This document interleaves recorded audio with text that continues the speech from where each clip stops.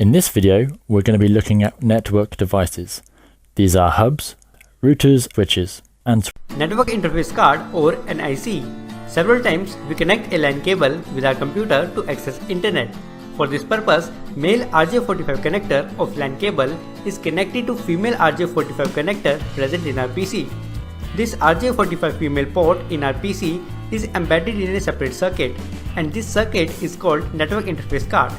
So, network interface card or NIC is a separate computer hardware component present in our computers used to connect and share data among different computers.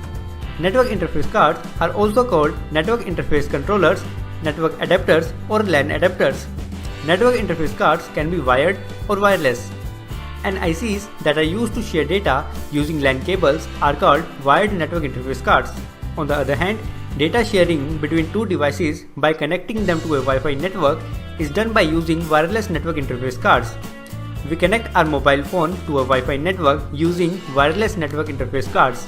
So, network interface cards are must for a device to connect to internet. You are able to watch this video this time in YouTube only because your device is having a network interface card. Which network interface card your device is having, wired or wireless? Okay, first we'll look at a simple hub. A hub's job is to connect devices in your network together. Let's see how it works. Let's say host A sends some data to host C. When a hub receives the data, it repeats it out of every port except the receiving one. It wastes bandwidth, as we've seen when host B and D receives unwanted data. A hub uses something called half duplex, which means it can't send and receive data at the same time without causing a data collision. This would cause your data to become corrupt and need to be sent again. So in overview, a hub is a layer 1 device, meaning it has no knowledge of addresses. All it does is repeat any data it receives. They have one collision domain and uses half duplex. This means it can't receive data and receive data at the same time. They waste bandwidth by sending data to hosts unnecessarily. It has security risks because all the hosts receive everyone's data. A malicious user could steal this. Hubs are old technology. They have now been replaced by switches, which we will take a look at shortly. Now let's take a look at switches. Let's see how this works. A switch has something called a MAC address table. This table will list each MAC address and which port is connected to. In this example, host A will send some data to host C. The switch receives the data, but as you can see, the MAC address table is empty. The switch in this case will forward the data out of each port just like a hub.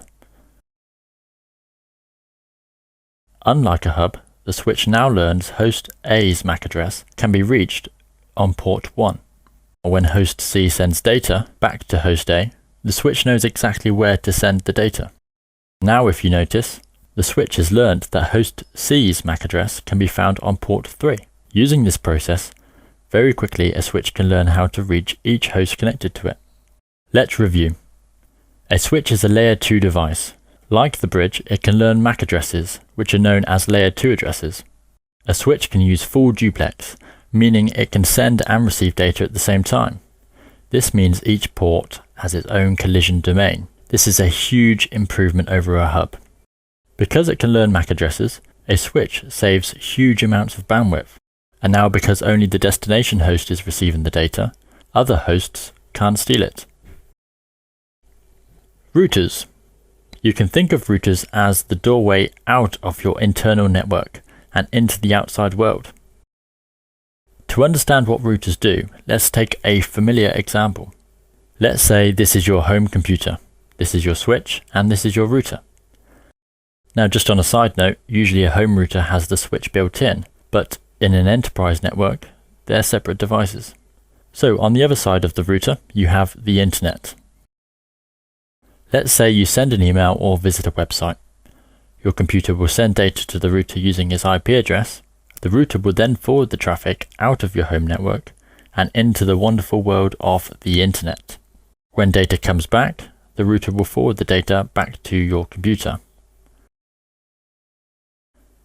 A router is the way out of your internal network. A router uses not only MAC addresses, but also IP addresses, which means a router is a layer 3 device, because IP addresses are known as layer 3 addresses. It usually has 2 ports. A router is highly configurable and has many different features that are beyond the scope of this video. Data transmission medium. Transmission medium is the way in which data is transmitted from one place to another. ठीक है, transmission medium is the way, एक रास्ता है इन विच जहाँ data transmit होता है from one place to another. It provides a pathway over which the message can travel from sender to receiver.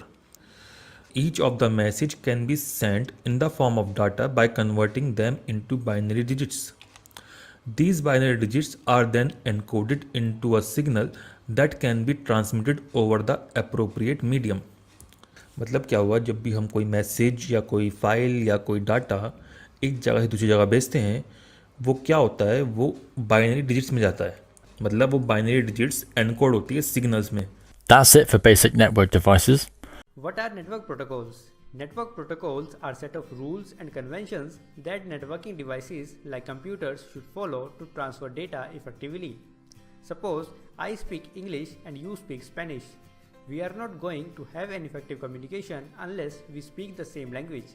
That is, both of us will need to follow some guidelines so that we can understand each other. Same is the case with computers. To transfer a file effectively, computers should follow some set of rules and conventions.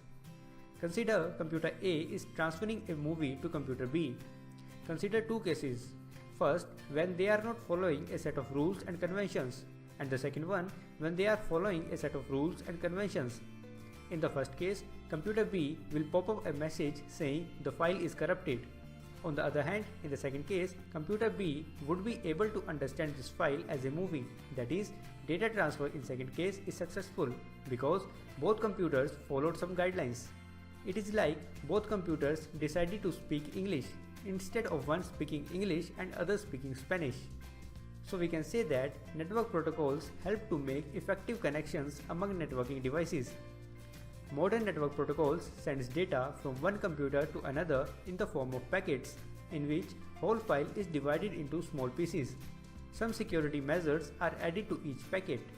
These packets are received and reassembled at destination to generate the original file. The security measures that are added to each piece are decided by network protocols, and the receiving computer will be able to understand the received packet and hence the whole file if and only if it follows the same networking protocol.